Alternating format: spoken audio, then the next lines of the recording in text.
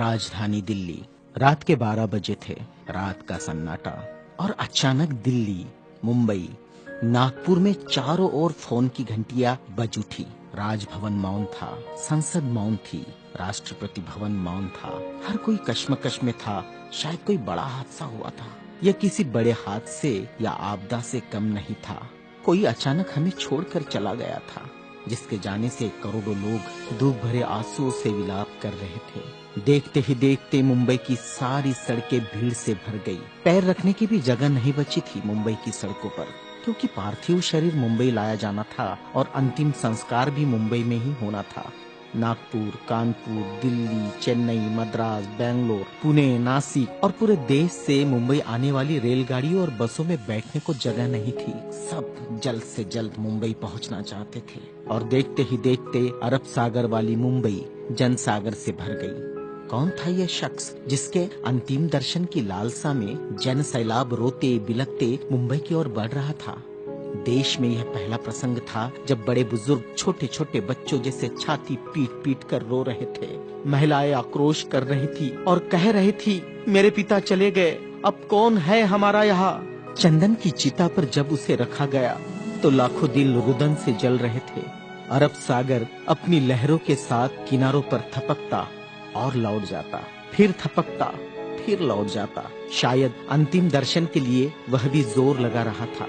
चिता जली और करोड़ों लोगों की आंखें बरसने लगी। किसके लिए बरस रही थी ये आंखें? कौन था इन सब का पिता? किसकी जलती चिता को देखकर जल रहे थे करोड़ों दिलों के अग्निकुंड? कौन था यह जो छोड़ गया था इनके दिलों में आंधिया?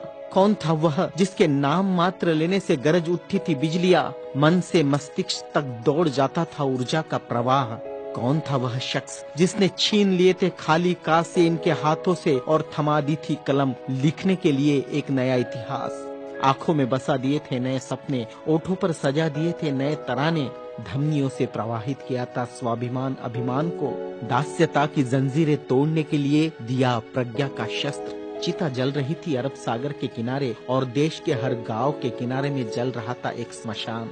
हर एक शख्स की आंखों में और दिल में भी जो नहीं पहुंच सका था अरब सागर के किनारे, एक टक देख रहा था वह उसकी प्रतिमा या गांव के उस झंडे को जिसमें नीला चक्र लहरा रहा था, या बैठा था भूख प्यास भूल कर अपने समूह के साथ उस जगह जिसे वो बुद्ध विहार कहता था। क्यों गांव शहर में सारे समूह भूखे प्यासे बैठे थे उसकी चिता की आग ठंडी होने का इंतजार करते हुए?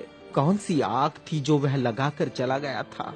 क्या विद्रोह की आग थी या थी वह संघर्ष की आग? भूखे नंगे बदनों को कपड़ों से ढकने की थी आग? असमानता की धज्जियां उड़ाकर समानता प्रस्थापित करने की आग? चवदार तालाब पर जलाई हुई आग अब बुझने का नाम नहीं ले रही थी। धू धू जलती मनुस्मृति धुएं के साथ खत्म हुई थी। क्या यह वह आग थी जो जलाकर चला गया था? वह सारे ज्ञानपीठ, स्कूल, कॉलेज मरुभूमि जैसे लग रहे थे। युवा युवतियों की कलकलाहट आज मौन थी। जिन्होंने हाथ में कलम थमाई, शिक्षा का महत्व समझाया, जीने का मकसद दिया, राष्ट्र प्रेम की ओतप्रोत भावना जगाई, वह युगंधर, वह प्रज्ञा सूर्य काल के कपाल से ढल गया था। जिस प्रज्ञा तेज ने चेहरे पर रोशनियां बखेरी थी, क्या वह अंधेरे में गुम हो रहा था? बड़ी अजीब कश्मकश थी। भारत का महान पत्रकार, अर्थशास्त्री, दूरदृष्टा क्या दृष्टि से ओझल हो जाएगा? सारे मिलों पर ऐसा लग रहा था जैसे हड़ताल चल रही हो। सुबह शाम आवाज देकर जगाने वाली धुआं भरी चिमनियां भी आज चुपचाप थी। खेतों में हल नहीं चला पाया किसान। क्यों? सारे ऑफिस, सारे कोर्ट, सारी कचहरियां सूनी हो गई, जैसे सूना हो जाता है बेटी के विदा होने के बाद बाप का आंगन। सारे खेतीहर मजदूर, किसान असमंजस में थे। ये क्या हुआ? उनके सिर का छत्र छीन गया। वह जो चंदन की चिता पर जल रहा है, उसने ही तो जलाई थी जबरान जोत।